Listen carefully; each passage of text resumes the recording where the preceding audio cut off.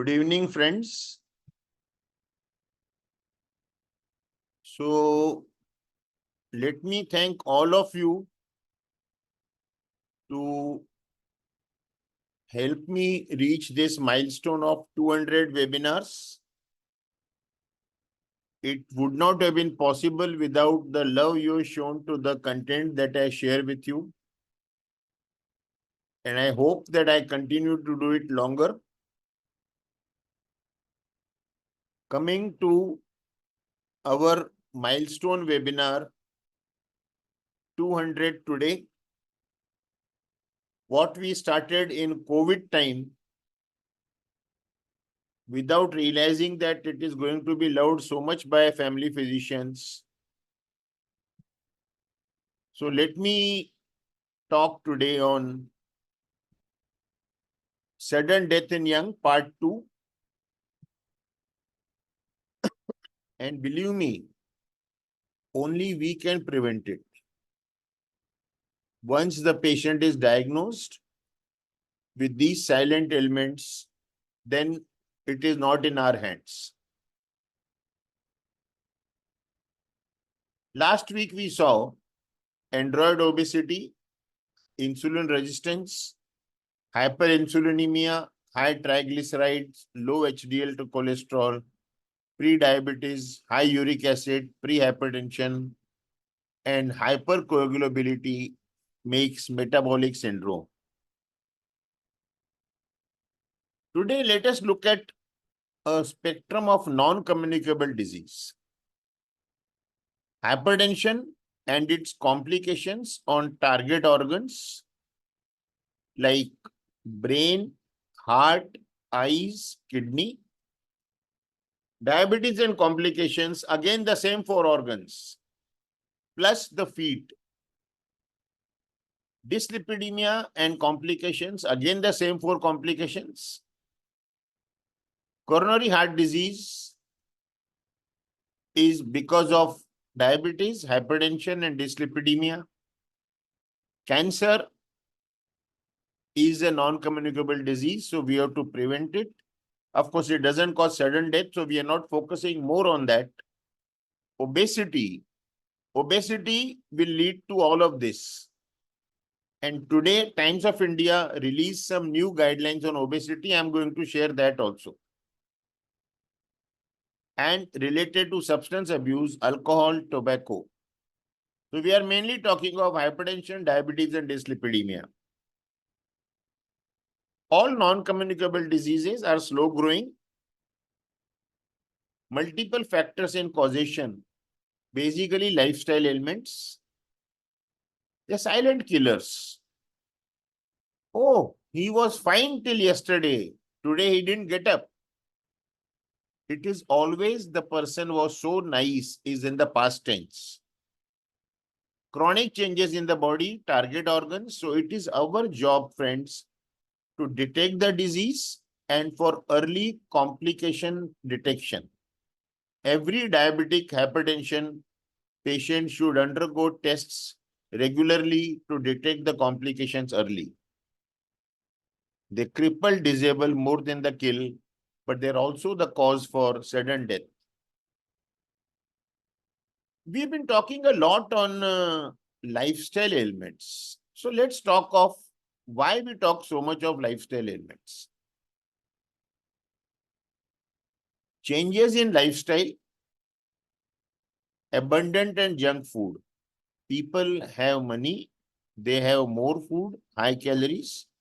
Last time I showed how high calorie leads to diabetes and more of junk food. And then when there is lifestyle changes, there is a vehicle. So you stop walking. You just use a 2-wheeler or a 4-wheeler or a rickshaw. Changes in lifestyle leads to smoking because now you are posh person and you smoke. Both of these lead to obesity. Obesity means increased lipids. We have seen last week. Increased lipids, coronary atherosclerosis. I tell my patient, what you see in blood is what is in the showroom. What is in the godown in the coronary arteries, you do not know. Stress leads to smoking. Stress leads to emotional disturbances. Emotional disturbances, high BP, more of adrenaline, noradrenaline. Obesity leads to hypertension. High BP causes arteriosclerosis, hardening of arteries even without atheromas. Smoking causes increased tendency to clot formation. All three of them cause coronary blockage.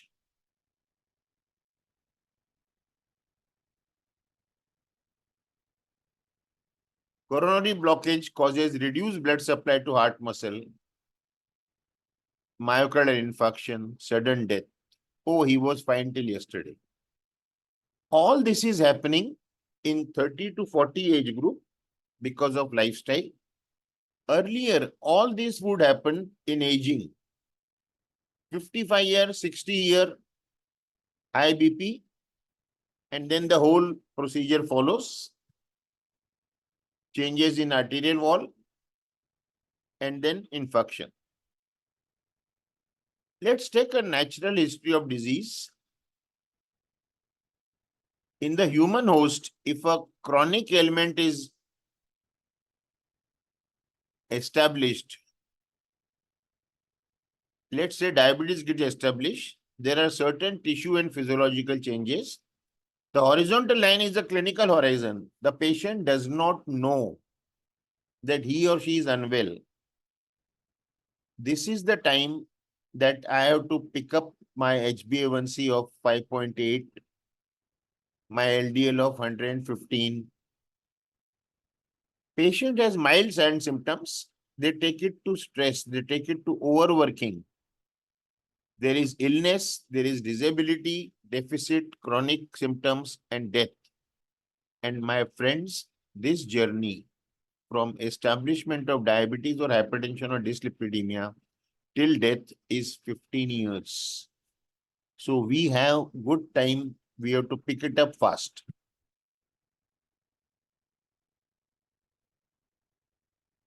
This is one of my jokes in medicine, the lectures that I take. This was a calendar of Air India. Om, for all the Hindus here, has over 100 meanings. One of them is welcome to the gods. I make it DM, diabetes mellitus, over 100 meanings. One of them is welcome to gods, but it is super suffering and super slow welcome to God. What is diabetes mellitus? Commonly known as diabetes, is a chronic, read lifelong medical condition associated with abnormally high levels of blood sugar, hyperglycemia. The state of chronic hyperglycemia, which may result from many environmental and genetic factors. And friends, this is the definition which we believe, which our patients believe, and they do not take care. In 1996, Miles Fisher gave a new definition. Diabetes is a state of premature cardiovascular death associated with chronic hyperglycemia. Diabetes is a disease which causes early destruction of tiniest blood vessels of the body. And yes, it also has high blood sugar. May also be associated with blindness and renal failure. So a patient tells us, why should we worry?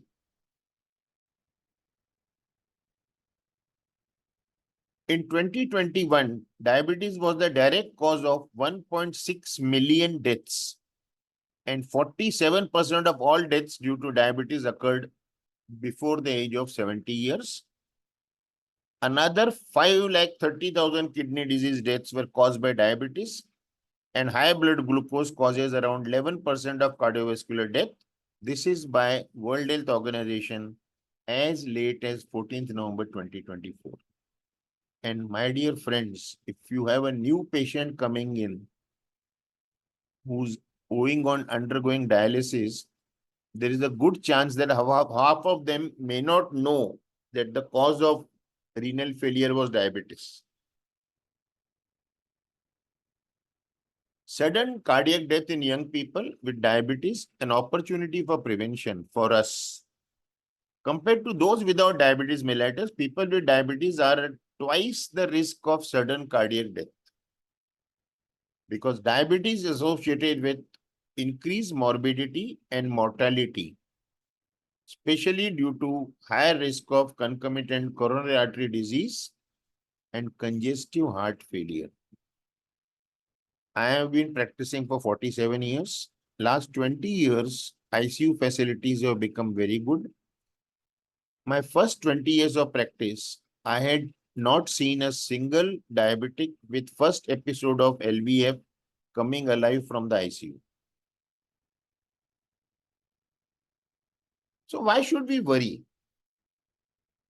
30% of people with type 2 diabetes also have high blood pressure and or high levels of lipids in blood. We saw last week that before a person becomes pre-diabetic, he has high triglycerides. Individuals with diabetes carry a risk of coronary heart disease 2 to 4 times than that of individuals without diabetes.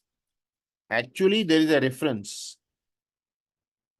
If there are two people, two twins, one has diabetes, one has already suffered a myocardial infarction, their risk of getting second myocardial infarction is the same. Coronary heart disease accounts for 65 to 75% of deaths in patients with type 2 diabetes. Those with type 2 diabetes also get heart disease at an earlier age compared to people without diabetes. And it won't be just one block, but it might be multiple blocks in several different arteries, leading to greater morbidity and mortality. So in your practice, if you compare angiography being done first time in a 50 plus, very likely that 1 or 2 blocks, angiography being done in a 35 to 45 age group, multiple blocks, and maybe 100% blocks. This is the risk of hypertension. We'll discuss later. Obesity is a major risk factor of type 2 diabetes. We have seen whole of last week was obesity to diabetes, and 80% of diabetics are overweight. When compared with hypertensive patients without diabetes, those with hypertension and diabetes, twofold increased risk of cardiovascular mortality and fourfold increased risk of stroke. So I explain to my patients having both. I say, this is one condition where 1 plus 1 is 11. It's not 2. Especially true for young diabetics who often develop diabetes at a young age, at the say 20-25. By the time they are 45-50, they already got diabetes for 20-25 years.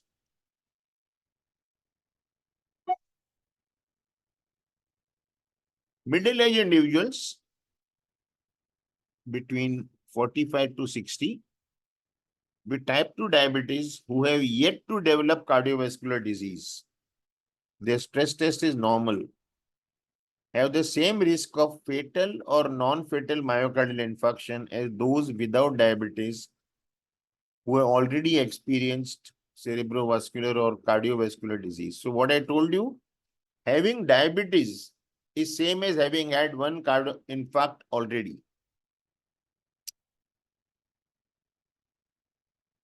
More than a third of newly diagnosed diabetes already have retinopathy. So my dear friends, if you diagnose a new diabetic, before you start investigation, get a full workup done, including fundoscopy. In 1999, this is the old statistic, 27,000 children suffering from juvenile diabetes died globally. And it is shameful for us. 50% were in India. Why? Because in India, myths galore.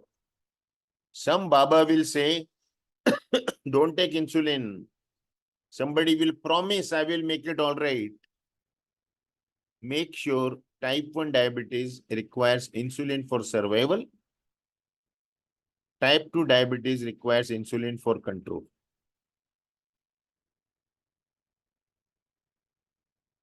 Although tight glycemic control reduces the incidence of vascular complications in type 2 diabetes, both as primary and secondary prevention, but it doesn't happen.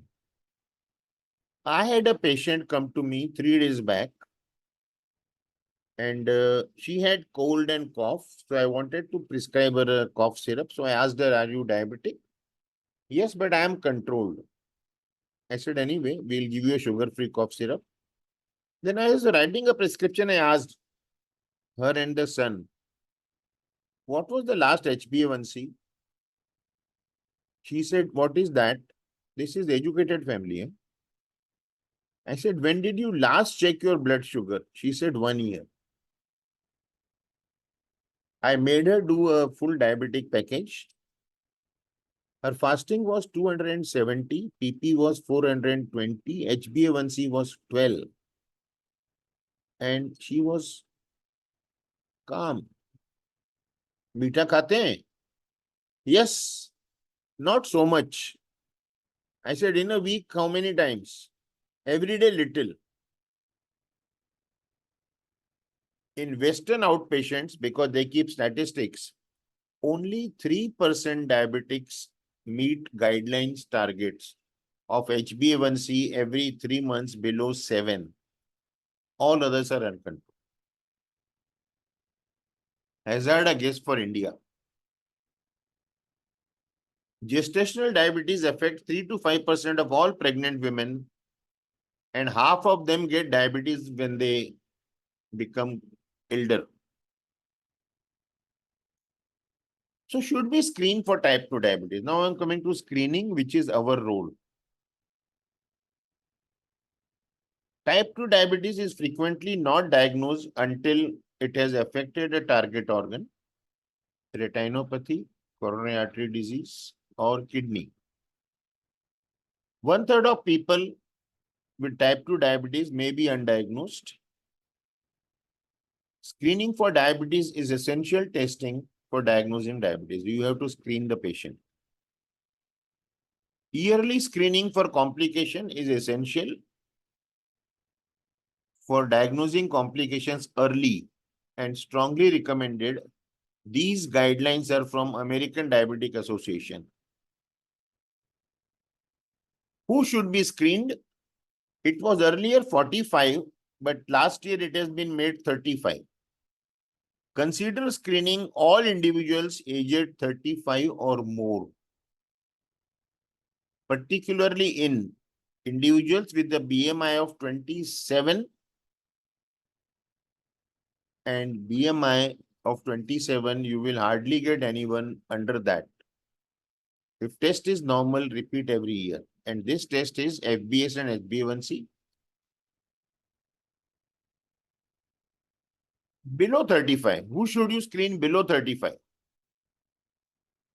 If they are overweight and have another risk factor for diabetes, like habitual physical inactivity,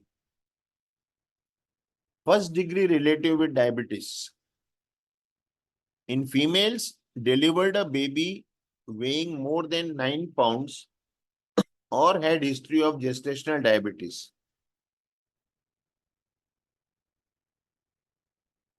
Presence of dyslipidemia, high triglyceride, low HDL, or having hypertension.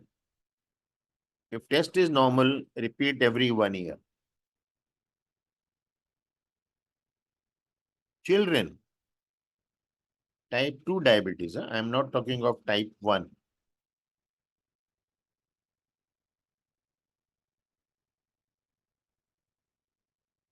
Consider screening in children at age 10 or onset of puberty, whichever is earlier, if they are overweight and have another risk factor for diabetes.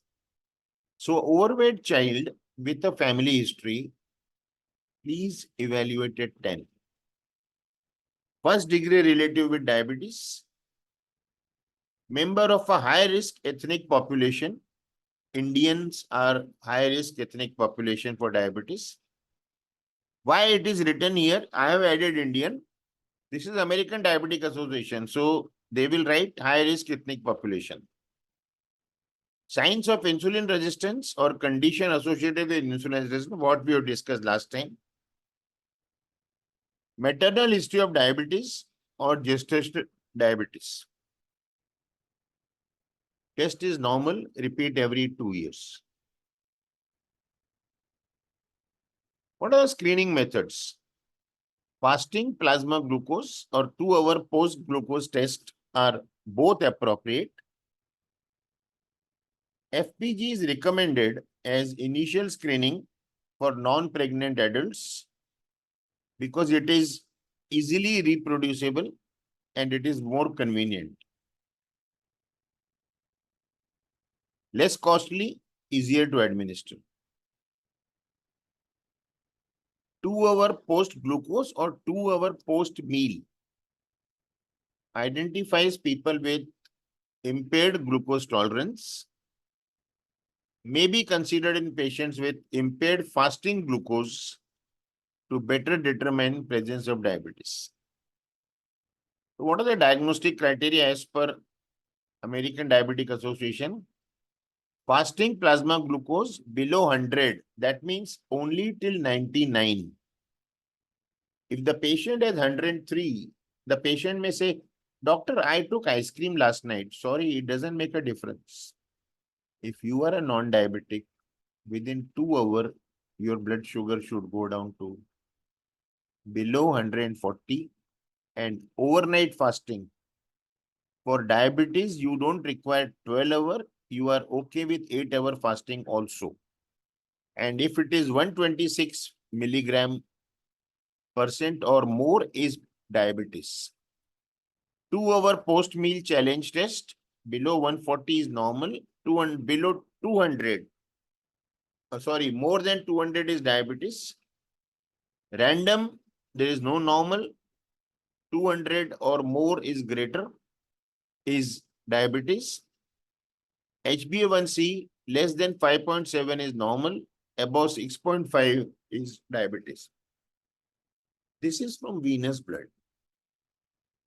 But you know, if you are running a camp in your clinic or you just want to check, WHO last year has said finger prick method, capillary blood, about 220 fasting is diabetes. Because you know, people who hold camps, if you have 40 people where you have to collect IV blood and 40 finger pricks, takes almost 1/4 of the time. What is pre-diabetes?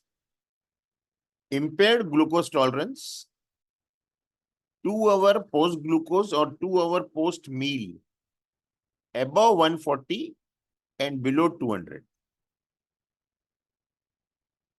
Impaired fasting glucose, above 100 but below 126. So let me repeat. Fasting blood glucose up to 99 is normal. 100 to 125 is pre-diabetes. 126 and above is diabetes. 2-hour post-meal is up to 140 normal. 140 to 199 is pre-diabetes and about 200 is diabetes. If you are treating a diabetic, please make sure that 2-hour post-lunch is not post-breakfast. This is the practical tip because what happens is the patient goes for fasting. The lab guy collects fasting sample, says go home, have heavy breakfast and come back. That reading is high because you have given medicine to keep the afternoon meal sugars normal. So emphasize to people, it has to be after lunch. And I always make a rule. I say do it on 2 different days. Then another dictum I follow. See, every house, ask yourself, Sunday lunch and dinner are heavier. So I tell people who are under treatment, Sunday 2 hour post lunch, Monday fasting. So I'm covering 2 challenge meals. Hypertension, blood pressure. What is blood pressure? The pressure which causes our arteries to expand is defined as the lateral force which the blood exerts against the wall of the vessels through which it flows. It's the force originating in the pumping action of the heart exerted by the blood against the walls of the blood vessel, and the vessel stretches in response to this force and the subsequent contraction to maintain the blood flow right till the periphery. Few statistics on blood pressure. We have called it a silent condition. Now see this. Suppose there are 100 hypertensive patients, not known, 100 hypertensive. Half will only know that they have blood pressure. And 25% will take treatment because other 25% will say, why should I take treatment? I have no problems. They don't even check. And 12.5 are taking adequate treatment. That means their BP is controlled if they don't have a risk factor below 140/90.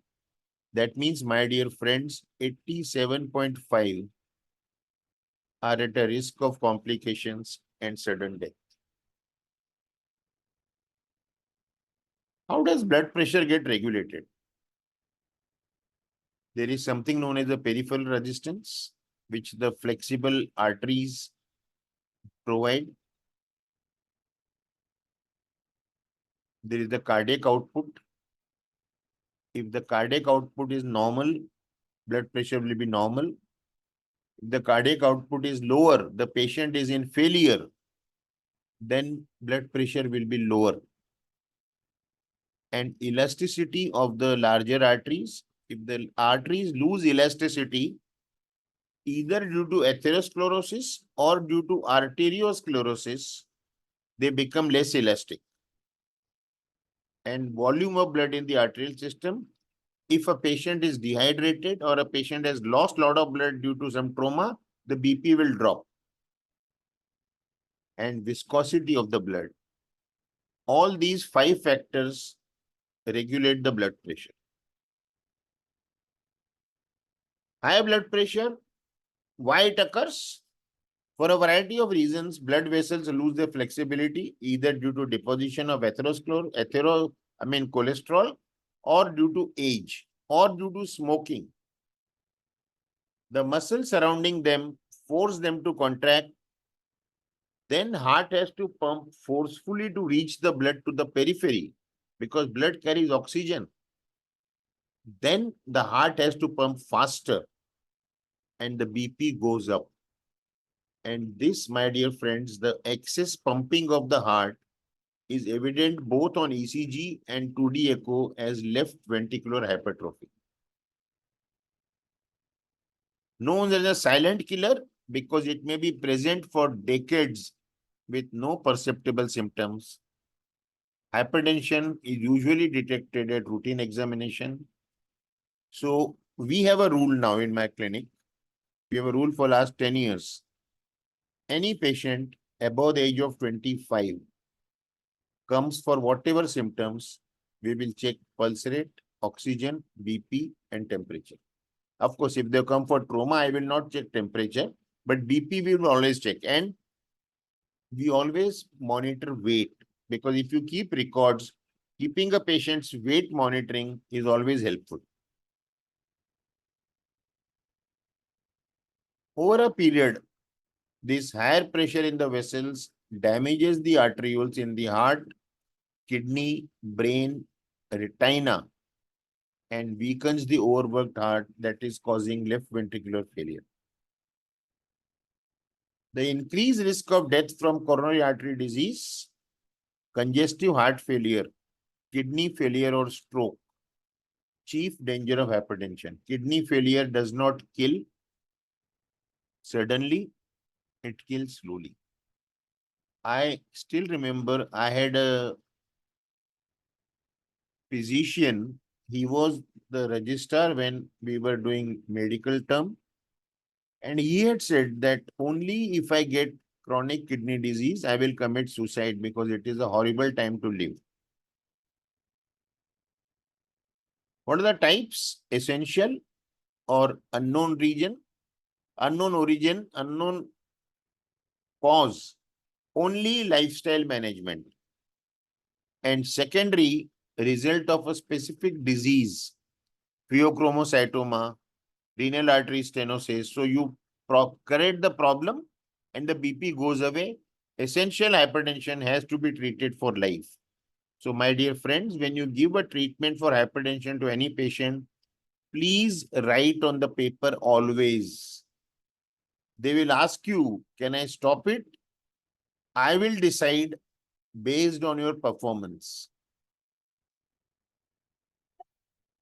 Around 90% of cases have essential or idiopathic hypertension without any known etiology, purely lifestyle. Although no specific cause can be determined, there are several contributing factors. Family history of hypertension. Before that, I'll say male gender, known case of diabetes mellitus, morbid obesity, physical inactivity, high salt intake, smoking, smokeless tobacco, emotional or physical stress. And now another risk factor has come is excessive alcohol. So other than family history, everything else is lifestyle. You can't select your parent, but you can make sure that the parent disease does not come to you as a legacy.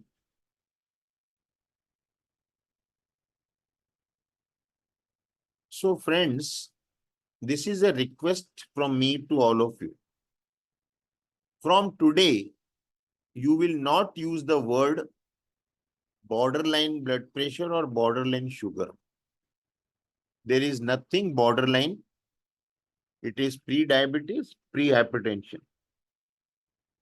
Normal blood pressure is below 120 and 80. Just keep a note. This is the only place it is and, rest everywhere it is or. So you have a pre-hypertension. You have a pre-diabetes, you have a pre-hypertension, high normal, hypertension grade 1, hypertension grade 2, and hypertension grade 3. Even pre-hypertension can give complications. Sudden death in hypertensives.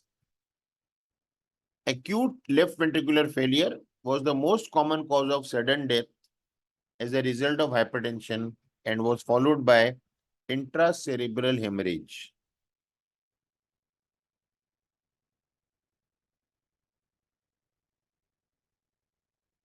In the females, sudden deaths were more common in the sixth decade between 51 and 60, whereas in the males, they were in the fifth decade between 51 and 60. Sorry, in the females, it is 61 to 70, and in the males, 51 to 60. Third risk factor, LDL cholesterol. The reports give us 5 different levels of LDL cholesterol, and we always think 110 up to 129 is optimal, no? So, okay. Reputation for being the bad cholesterol, HDL is the good cholesterol. This is because LDL cholesterol contributes to plaque buildup or atherosclerosis. LDL gets deposited in your arteries to cause atherosclerosis. This plaque buildup may lead to coronary artery disease, cerebrovascular disease, carotid. Enough stents have been put in carotid arteries also.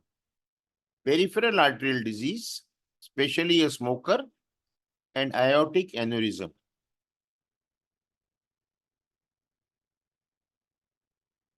LDL cholesterol, if you see the report, optimal is below 100, near optimal is 100 to 129, borderline high 130 to 159, high is 160 to 189, very high is 190. Just because very high is 190 does not mean that 102 will be safe.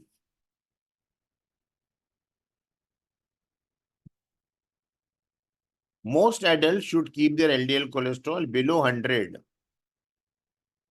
This is when you do not have a problem like hypertension, evidence of heart disease, or diabetes.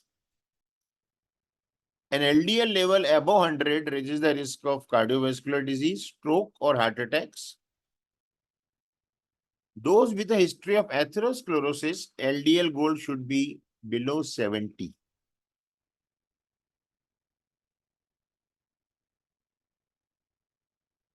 Current guidelines by American Heart Association, American College of Cardiology, and several other professional organizations recommend lowering elevated LDL to 70 in people with high risk CVD.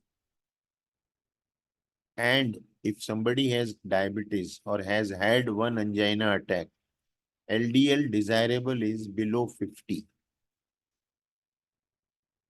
Recent studies have suggested that CVD risk may continue to drop as LDL is lowered beyond these targets. So it's not that if you're 65, you should celebrate. Leading some cardiologists to believe that our current guidelines are not aggressive enough. I believe that if a patient has undergone a stent implant, LDL target is 50. Others are concerned that lowering LDL too much may lead to problems. Now, low LDL also may be a problem. So like, in hypertension, in a patient of chronic kidney disease, it's lower the better till it does not give you symptoms. Now, what are the dangers of low LDL? There is no apparent danger of low LDL cholesterol. Why there should be worry? LDL is a key component of many hormones and all cell membranes which allow cells to communicate with each other, neurotransmitter type. Earlier studies had raised some doubts that, low LDL might interfere with normal cellular functions, especially organs which have high lipid concentration like brain. But then it has been proven that LDL low may lead to osteoporosis and brain bleeding. But generally it is said that there is no high risk. So you can keep your patient at 50. This is from Harvard Education. LDL cholesterol, how low you can safely go. Well-known side effects in people who use statin medication include muscle aches and slightly increased risk of diabetes, especially when high doses are used. Always combine LDL with exercise, lifestyle management, dietary control. I personally feel atorvastatin gives less side effects than rosuvastatin. Whether there are risks due to statins or due to low LDL is not very clear. So we should keep treating LDL. That's all. Coming to obesity. Asian Indians have a significantly higher proportion of body fat than Western population. Normal cutoff value for BMI in Asian Indian is below 23. It will be tough to find somebody with below 23 BMI. Childhood obesity is a forerunner of obesity in adulthood. You have a obese child. You talk to the parents that it's only till 10 you can reduce the weight.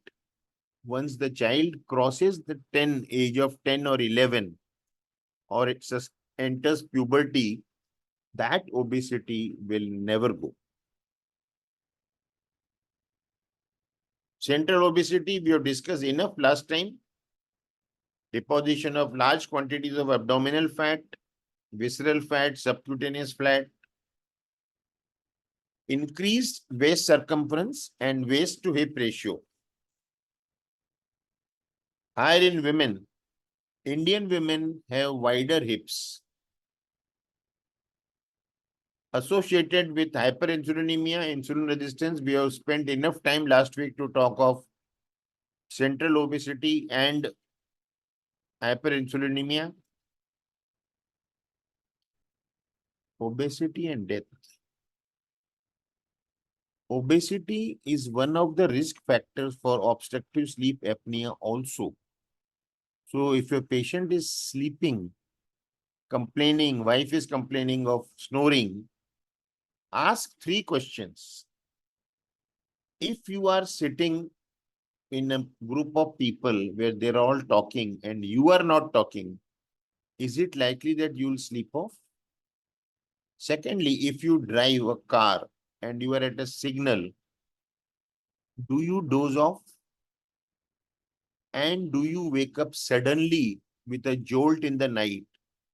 If any one answer is yes, please do that patient sleep study. Because most deaths in sleep are obstructive sleep apnea and not heart attacks. Obesity is associated with various metabolic alterations and increases the risk of cardiovascular deaths. The most devastating manifestation of cardiovascular death is sudden cardiac death due to obesity. Because obese person is likely to have pre-diabetes, pre-hypertension. These are new guidelines from Times of India today. Doctors tweak guidelines to redefine obesity for Indians.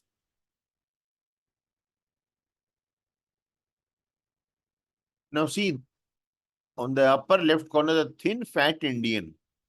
It's described as a body type in which a person appears thin but has a higher percentage of body fat than expected.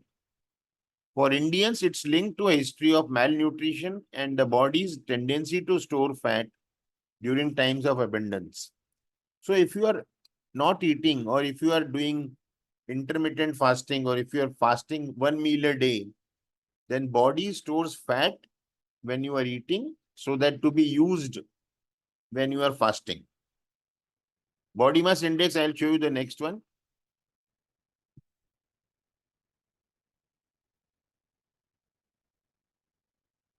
Now, keep this in mind. BMI we cannot calculate every time, but there is a BMI of 23 to 24.9 as overweight, and BMI above 25 is obesity in India, and above 30 is morbid obesity. Waist circumference in men above 90 and in women above 80 is indicative of obesity. Now they have divided. See, we had pre-diabetes, we have pre-hypertension. Now we've got stage 1 obesity, which is called preclinical, which requires lifestyle management below 30. And if you cross 35, then you will require weight loss surgery or weight loss medication. Sorry, this was the last week's slide. So this is all for today. You all can visit Times of India and check out this article.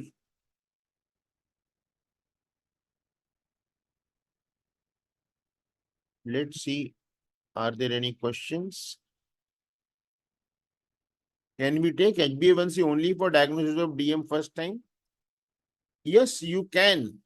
Because see, HbA1c is always done in a good lab. anything above 6.4 or 6.2 is diabetes. Any idea why do renowned cardiologists always opt for rosuvastatin over atorvastatin? No, sir. My only thing is that people, cardiologists or specialists, super specialists always go for latest medication. They never go for older medication. Can whey protein powder lead to diabetes? If it contains sugar, yes. But I have not directly, but I generally do not recommend whey protein. But directly causing diabetes is unlikely. When just maternal history and not parental history of diabetes. See, maternal history, especially if the mother had gestational diabetes, first degree relative covered both father and mother. But maternal history is if a mother has ever born more than 9-pound heavy baby, all siblings are at a risk of diabetes. And that first degree relative covered both parents as well as siblings. How much is the difference between blood sugar and between finger prick and venous blood? See, exactly you cannot say, but venous blood and finger prick always has a difference. That's why WHO now has accepted. So 20 you can say because WHO said venous blood about 200 diabetes, finger prick about 220 diabetic. So you can say 20 milligram percent.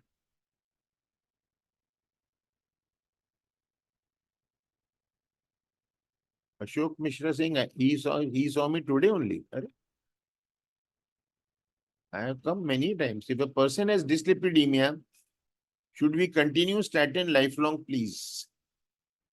See, if he has dyslipidemia and I am taking this question that patient does not have diabetes or hypertension, then till 140 LDL, you should preserve lifestyle management as the first choice.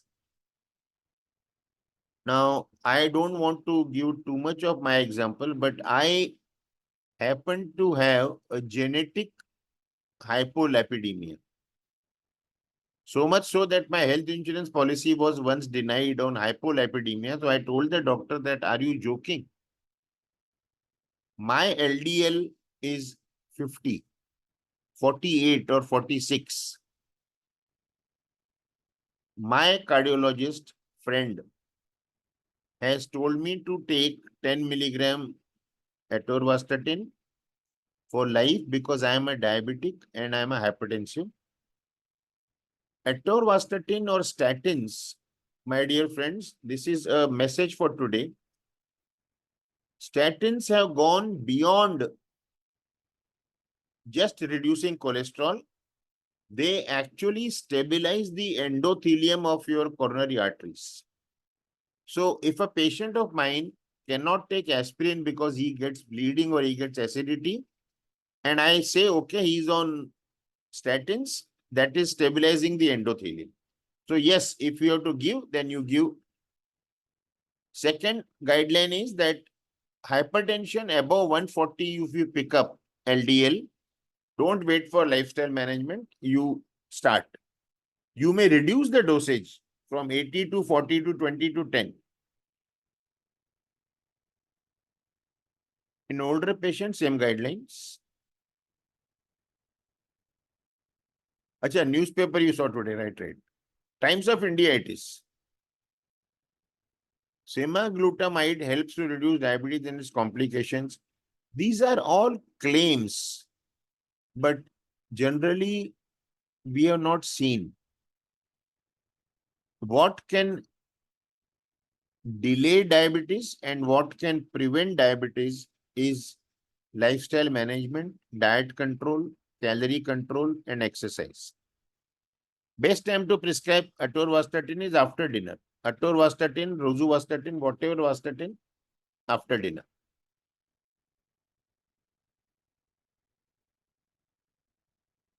So please suggest some topics for my Next. And please block 23rd of March for a face-to-face session in Mumbai. We'll be announcing the program and the details by next midweek. Lipid level normal after medication in DM patients should continue lifetime. Give a small dose. You can give 10 milligram, you can give 5 milligram, but you give a small dose because it is going to prevent coronary artery disease. Thank you very much, friends, for so much love. Please, can I get recording of last week lecture as I did not receive Zoom link? Okay, Preeti, you are here? Yes, sir. As a gift to our participants, 199 and 200 will be available permanently on YouTube. Please make Noted. it. Yes, sir. Thank you very much.